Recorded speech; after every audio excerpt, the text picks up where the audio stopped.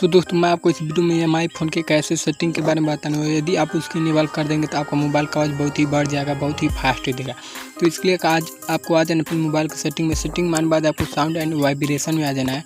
यहाँ पर आने के बाद आपको नीचे यहाँ पे ईयरफोन का ऑप्शन दिया है, यहाँ आ जाना है। अब आपको इस ट्रिक को इनेबल करने के लिए आपको ईयरफोन लगाना होगा। तो चलिए मैं पहले ईयरफोन लगा लेता हूँ।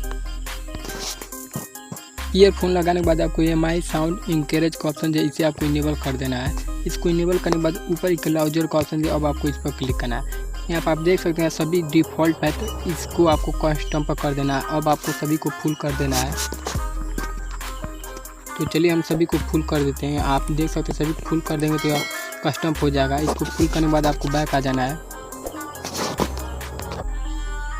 दोस्तों बैक आने के बाद आपको उसे उसी तरह से छोड़ देना है। इससे आपका मोबाइल का आवाज़ बहुत ही बढ़ जाएगा, पॉलिश बहुत ज़्यादा साफ आवाज़ देगा। तो दोस्तों कैसा लगा सेटिंग मुझे कमेंट में ज़रूर बताइएगा।